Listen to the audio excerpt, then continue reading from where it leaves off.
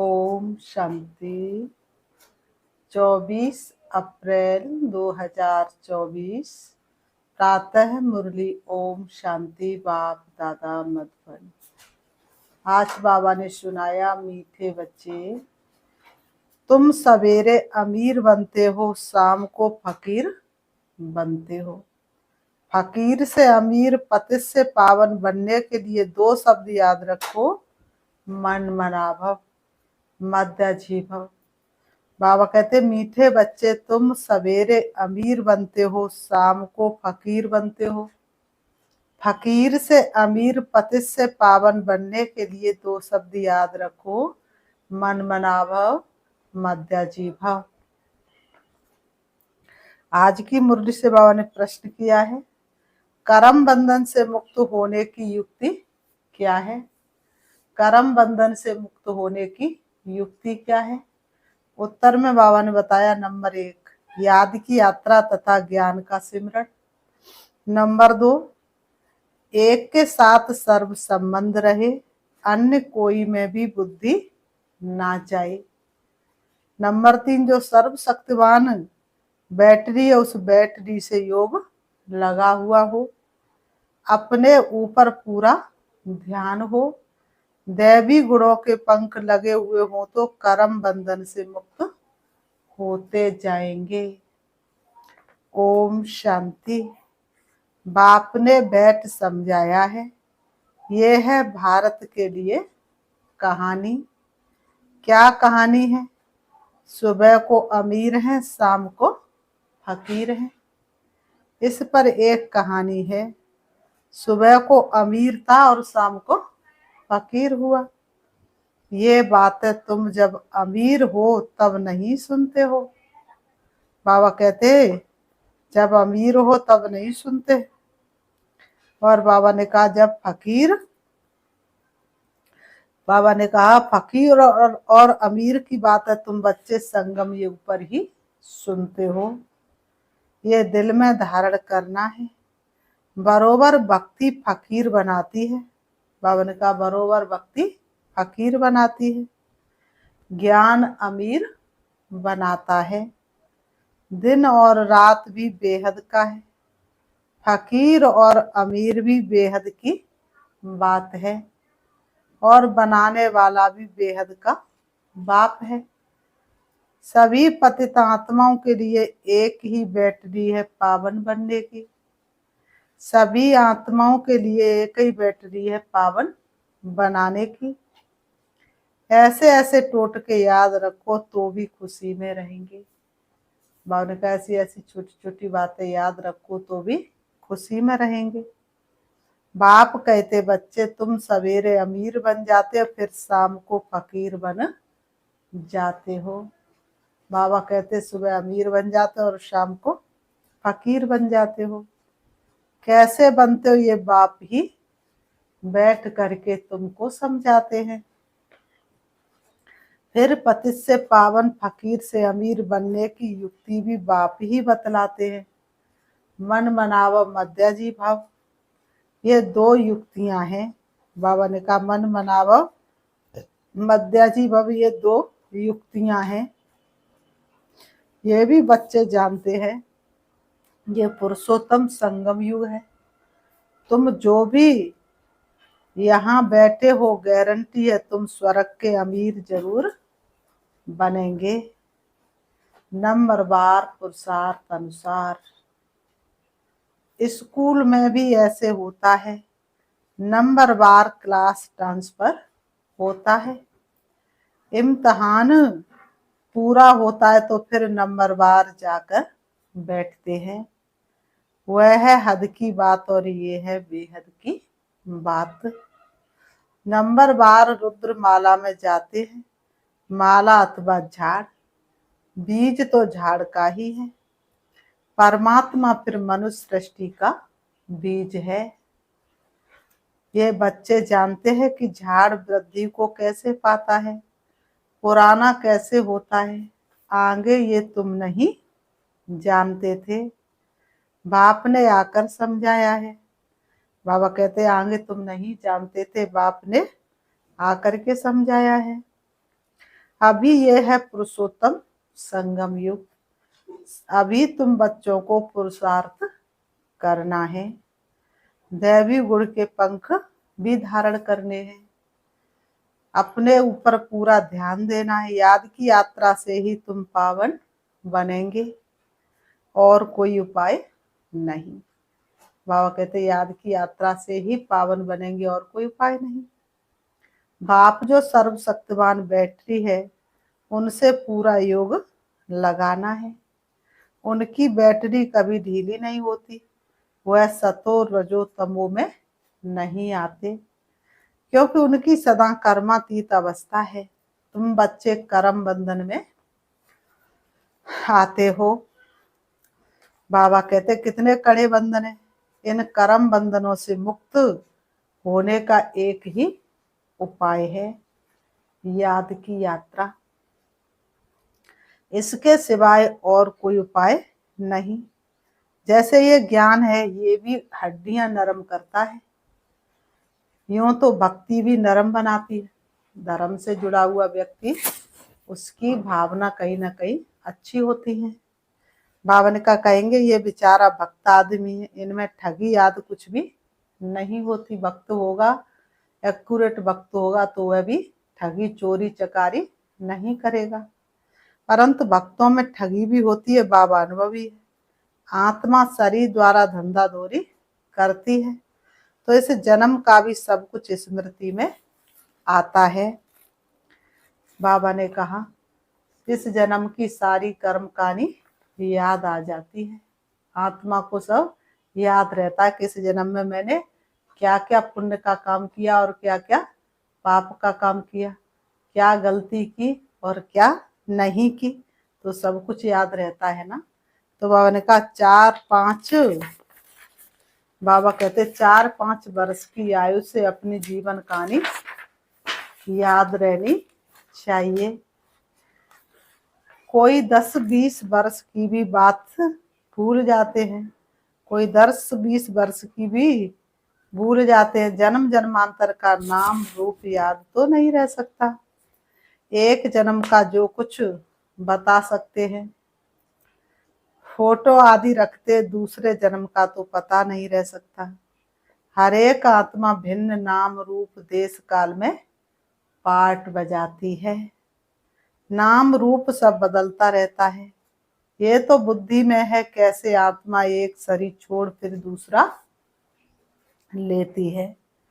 जरूर 84 जन्म, 84 नाम, 84 बाप बने होंगे। अंत में फिर तमो प्रधान संबंध हो जाता है। इस समय संबंध कैसे हैं? तमो प्रधान।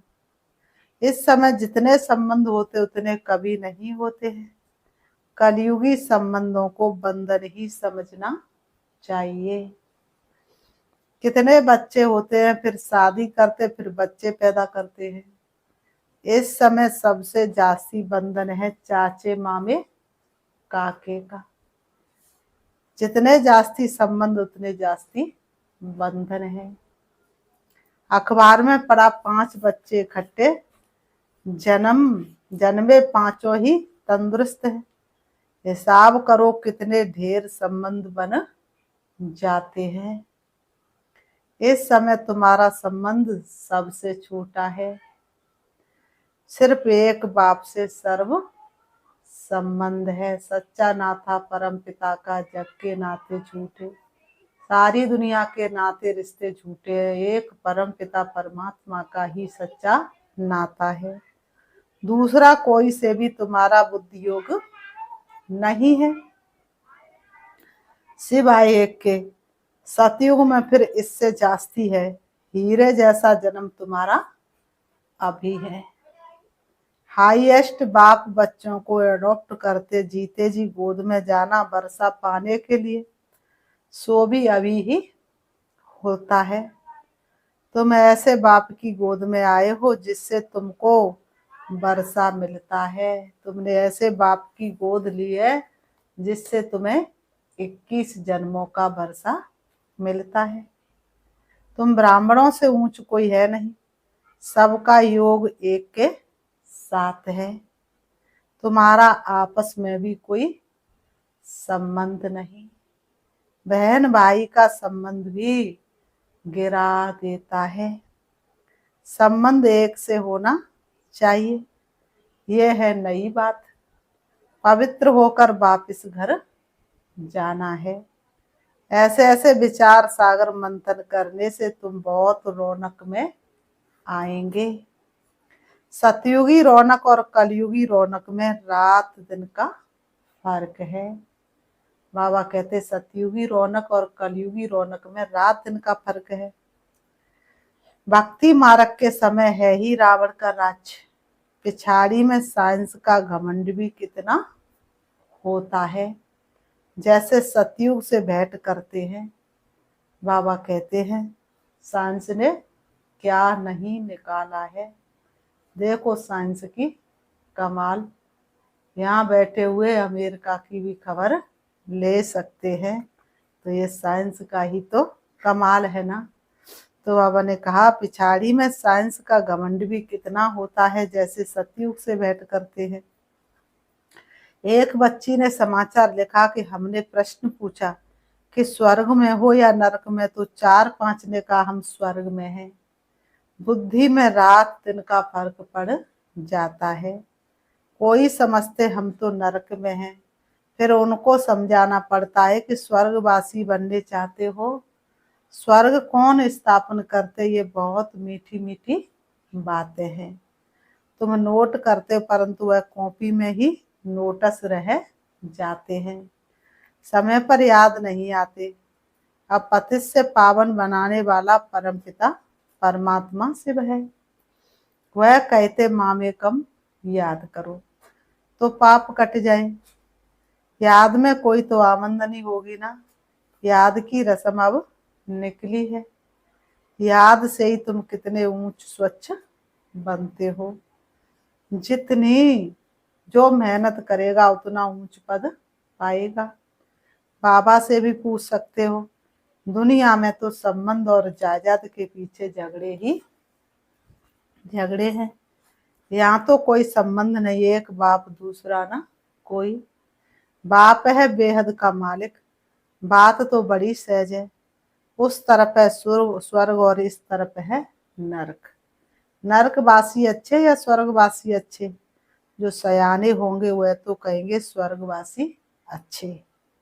कोई तो कह देते नरकवासी और स्वर्गवासी। इन बातों से हमें कोई मतलब नहीं, क्योंकि बाप को नहीं जानते हैं। कोई फिर बाप की गोद से निकल माया की गोद में चले जाते हैं। बंडर है ना। बाबा कहते बंडर है ना। बाप की गोद में आए और फिर माया की गोद में गए। बाप भी वंडरफुल तो ज्ञान भी वंडरफुल, सब वंडरफुल है। इन वंडर्स को बाबा ने कहा समझने वाला भी ऐसा चाहिए जिसकी बुद्धि इस वंडर में ही लगी रहे। रावण तो वंडर नहीं है, ना उनकी रचना वंडर है। रात दिन का फर्क है। शास्त्रों में लिख दिया है काली देह में गया सर्प ने डसा, काला हो गया। अब तुम अच्छी रीति ये सब समझा सकते हो। ये सारी बातें तुम अच्छी रीति समझा सकते हो। काली देह क्या है? सारी दुनिया ही काली देह हो जाती है। श्री कृष्ण की आत्मा काली देह में कूदी हरता तो प्रत्येक आत्मा इस काली देह में काली हो जाती है। तो बाबा ने कहा श्री कृष्ण के चित्र को कोई उठाकर पढ़े तो रिफ्रेश हो जाए। 84 जन्मों की कहानी है, जैसे श्री कृष्ण की वैसे तुम्हारी। स्वर्ग में तो तुम आते हो ना। बाबा कहते हैं फिर त्रेता में भी आते रहते हैं, वृद्धि होती रहती है। ऐसे नहीं त्रेता में जो राजा होते हुए त्रेता में ही आएंगे। पढ़े के आगे अनपढ़े को ढोनी पड़ेगी। ये ड्रामा का राज बाबा ही जान सकते हैं। अब तुम जानते हो तुम्हारे मित्र संबंधी आदि सब नरकवासी है। हम पुरुषोत्तम संगम युगी है, अब पुरुषोत्तम बन रहे हैं। बाहर के रहने और यहाँ 7 रोज आकर रहने में बहुत फर्क पड़ जाता है। हंसों के संग से निकल बगुलों के संग में जाते हैं। बहुत बिगाड़ने वाले भी हैं, मान का बहुत बिगाड़ने वाले भी हैं। बहुत बच्चे मुरली की परवाह नहीं करते हैं, मुरली सुनी तो सुनी, नहीं सुनी तो नहीं सुनी, मुरली की भी परवाह नहीं करते हैं। बाप समझाते गफलत नहीं करो, तुमको खुशबूदार फूल बनना है, सिर्फ एक बात ही तुम्हारे लिए काफी है, याद की यात्रा।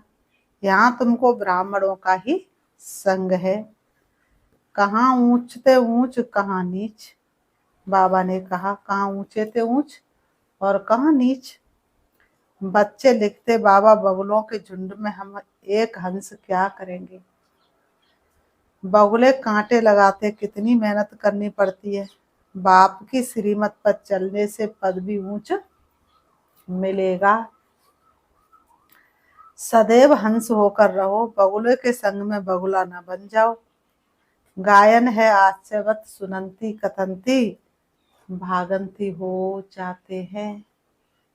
थोड़ा भी ज्ञान है तो स्वर्ग में आएंगे, भले ही भागंती हो गए, थोड़ा भी ज्ञान की समझ है तो स्वर्ग में आएंगे, परंतु फर्क रात दिन का पड़ जाता है, सजा बहुत कड़ी खाएंगे।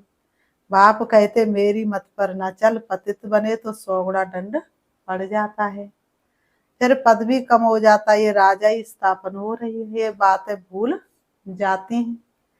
ये भी याद रहे तो भी ऊंच पद पाने का पुरुषार्थ जरूर करें, नहीं करते तो समझा जाता एक कान से सुन दूसरे से निकाल देते हैं। बाप से योग नहीं, यहाँ रहते भी बुद्धि योग बाल बच्चों की तरफ है। बाप कहते सब कुछ भूल जाना है, इसको कहा जाता वैराग्य, इसमें भी परसेंटेज है, कहाँ ना कहाँ ख्यालात चले जाते हैं। एक दो से लव हो जाता है तो बुद्धि लटक जाती है, एक दूसरे से लव हो जाता तो क्या होता, बुद्धि लटक जाती है। बाबा रोज समझाते ना, आंखों से जो कुछ देखते हो वह सब खत्म होने वाला है, तुम्हारा बुद्धियोग नई दुनिया में रहे और बेहद के संबंधियों से बुद्धियोग रखना है। ये मासुक वंडरफुल है, भक्ति में गाते आप जब आएंगे तो आपके बगैर हम किसको भी याद नहीं करेंगे।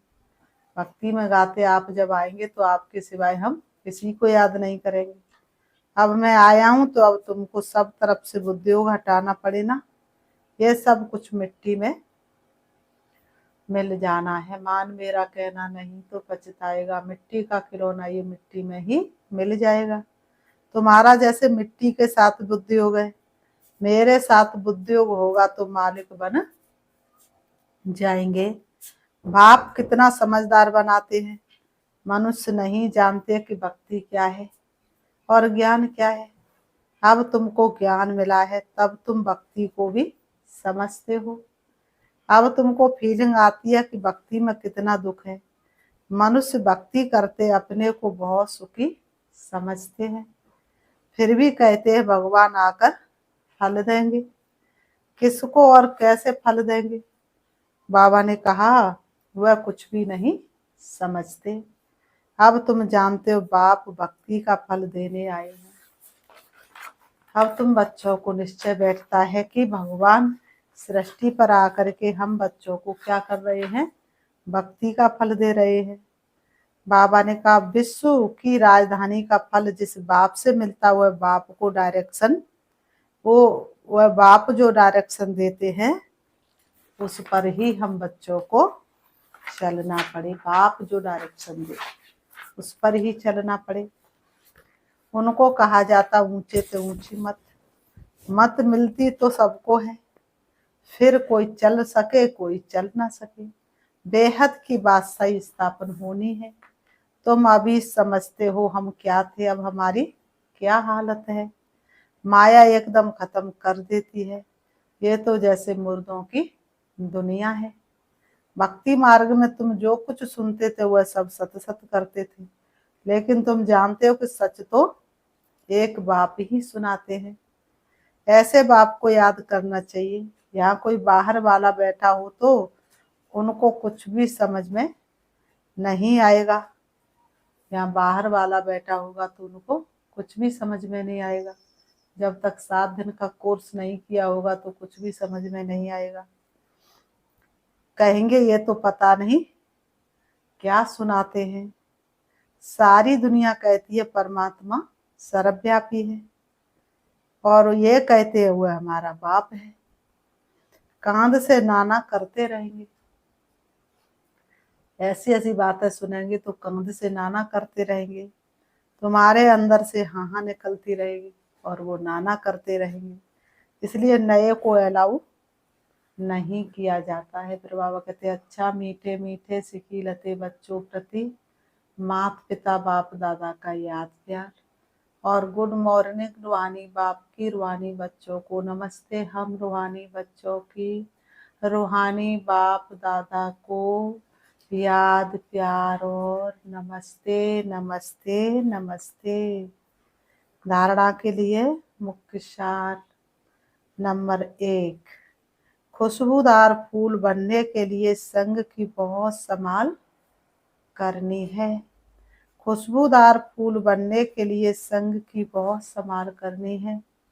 हंसों का संग करना है, हंस होकर रहना है। मुरली में कभी बेपरवाह नहीं बनना है, गफलत नहीं करनी है। नंबर 2, कर्म बंधन से मुक्त होने के लिए संगम युग पर अपने सर्व संबंध एक बाप से रखने हैं। सर्व संबंध, मेरा बाप भी, पिता, सब कुछ वही है। आपस में कोई संबंध नहीं रखना है। किसी हद के संबंध में लब रख बुद्धियोग लटकाना नहीं है। एक को ही याद करना है। आज की मुरली से बाबा ने वरदान दिया, परमात्म लव में लीन होने व मिलन में मगन होने वाले सच्चे स्नेही भव। परमात्म लव में लीन होने व मिलन में मगन होने वाले सच्चे स्नेही भव। स्पष्टीकरण है, स्नेह की निशानी गाई जाती है कि दो होते भी दो ना हो रहे लेकिन मिलकर एक हो जाए। स्नेह की निशानी गाई जाती है कि दो होते भी दो ना रहे लेकिन मिलकर एक हो जाए। इसको ही समा जाना कहते हैं। भक्तों ने इसी स्नेह की स्थिति को समा जाना व लीन होना कह दिया है। लव में लीन होना ये स्थिति है, लेकिन स्थिति के बदले उन्होंने आत्मा के अस्तित्व को सदा के लिए समाप्त होना समझ लिया है। आप बच्चे जब बाप के भर रूहानी मासुक के मिलन में मगन हो जाते हो तब समान बन जाते हो। आप बच्चे जब बाप के बाद रूहानी मासुक के मिलन में मगन हो जाते हो तो समान बन जाते हो। स्लोगन, अंतर्मुखी हुआ है जो व्यर्थ संकल्पों से मन का मौन रखता है। अंतर्मुखी हुआ है जो व्यर्थ संकल्पों से मन का मौन रखता है। अच्छा, ओम शांति। अभी हम एक छोटे से गीत के माध्यम से बाबा को याद करते हैं। जाने क्या देखा मुझ में, जाने क्या देखा मुझ में, मुझे प्यार कर लिया।